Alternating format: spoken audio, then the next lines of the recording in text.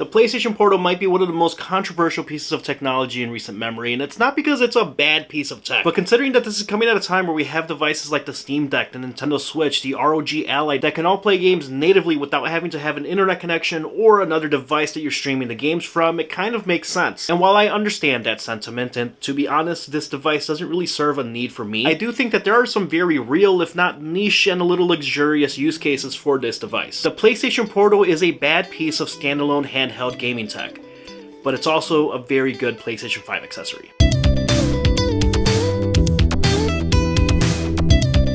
Hey, Danny with the DMGT here, your new favorite place for all things music, gaming, and tech, and in this video, we are reviewing the PlayStation Portal. Before I get into the gaming performance, the use cases, let's talk about the physical features of this device because I do think it's one of its strongest aspects. You've seen by now, this is effectively a DualSense controller with the haptic triggers, the HD rumble, the form factor, the button layout. It's all very familiar. If you have a PS5, you know exactly what this holds like. At 529 grams, it's actually pretty lightweight in your hands. It's comfortable to use. After using it for about a week, I'm not really dealing with a ton of fatigue playing this handheld. Its overall dimensions is almost like putting two DualSense controllers right next to each other, but again, the hand feel is much lighter than it looks. While I do wish that this was OLED, the 8-inch LCD display is actually much nicer than I thought it'd be, and one of the biggest surprises that I had about the Portal. Yes, it's 1080p at 60Hz, but the picture clarity is very high, and when remote play is working well, it really works well. This charges via USB-C, and it does have a headphone jack for wired headphones, which is particularly nice because this device does not support Bluetooth. We will get to that in a second. Besides that, you have the volume control buttons, a PS Link button, and the power button. For a device made out of plastic, the build quality is very high, and it's about as premium feeling as plastic can get. This isn't quite as compact as a Steam Deck or a Switch, but considering that you get proper controller handles, I'll take that trade-off. Although if you're going to travel with it, you're for sure going to need a backpack, and I would recommend at least bringing along the soft plastic baggie that this comes with. The battery life is solid, but it'll depend on your brightness settings and your haptic feedback settings. I've typically been using this at around 50% brightness, and then the trigger and vibration intensity I set to medium, but I even do this on the DualSense. With my usage in those settings, I've been getting around 6 hours of battery life. There are two speakers on the top, and it might be one of my least favorite things of the PlayStation Portal. It just sounds really thin, and it's not very pleasant to the ear, but as someone who owns like 6 pairs of headphones, I am a little bit of an audiophile, so take that with a grain of salt. Speaking of audio, you cannot use normal Bluetooth headphones with this device. For some reason, Sony has to do something proprietary with any of their handhelds, and this time,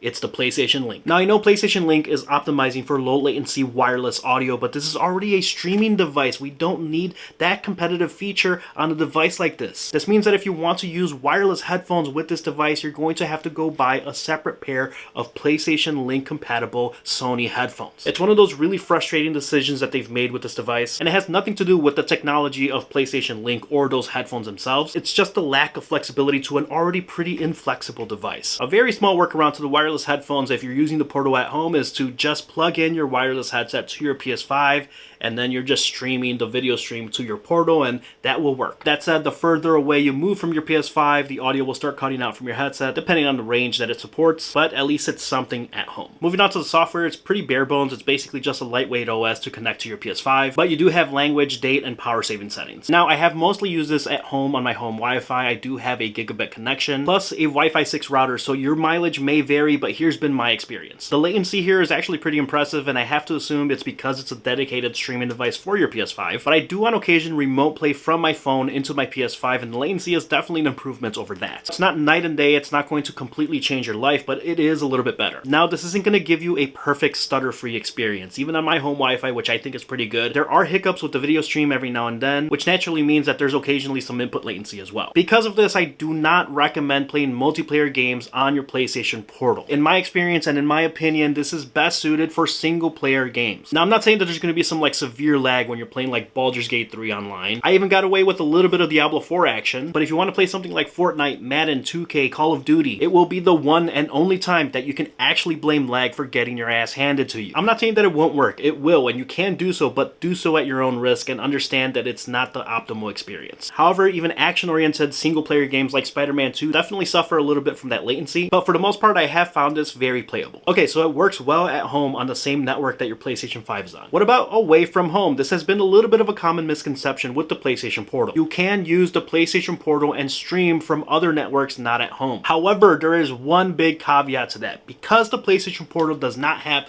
a built-in web browser, You might know where I'm going here. If you find yourself in a coffee shop or at an airport where you want to pull out the PlayStation Portal and crush out a game, you won't be able to use those networks because generally, if you notice on your phone when you select one of those networks, they have a splash page where you have to accept some terms of service for using their network. You cannot do that with the PlayStation Portal, so you're out of luck in that case. Now, as a small workaround, I have used my personal mobile hotspot from my phone to the PlayStation Portal to connect to my PS5, and that will work. But generally, that's where I've had the most problems with streaming from my PlayStation 5 to the Portal, so keep that in mind. However, if you're at a friend or a family's house and you bring the Portal with you, you can connect to their Wi-Fi network, and I have found that the experience there has been almost as good as when I'm connected to Wi-Fi at home. But once again, it's all dependent on the bandwidth and speeds of whatever network you're on. Another question I've gotten about the Portal is, can two people play at the same time? And the answer is no. This is the direct feed from your PlayStation 5. It is actively using your PlayStation 5. This might seem like an easy answer to some people, but obviously there's been some confusion on this, so I did want to address that. All the Portal does is connects to your PS5. It takes the feed from your PS5 and transmits it to this screen. So if you're away from home, you turn this on, connect to your PS5, the PS5 at home will turn on, and if someone's at home and decides to unplug it, then you will lose connection. All of that said,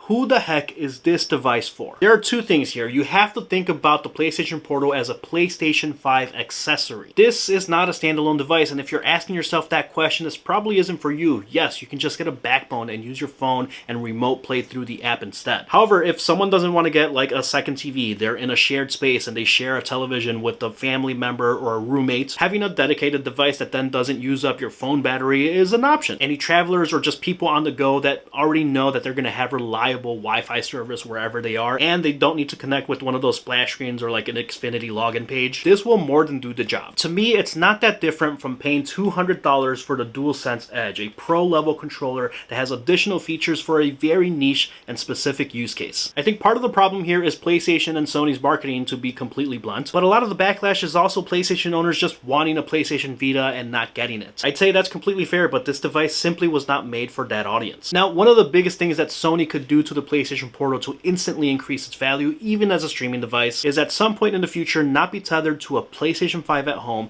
and just have this be a streaming device using a PlayStation Plus account. Because all you would need effectively is a browser on the device, this thing would get a lot more interesting to more people. But as of right now, you need to spend that minimum $600. You need a PlayStation 5, at least a digital version, plus a PlayStation Portal to get any real use out of this, making this a bad piece of standalone handheld tech. However, when you look at it in the context of a PlayStation 5 accessory like the DualSense Edge, which also costs $200, this thing is actually solid. This is a good PS5 accessory. And still, considering the lack of Bluetooth, the fact that you need to be tethered to a PlayStation 5, there simply isn't enough here on the PlayStation Portal for me to rate it anything higher than a 3 out of 5.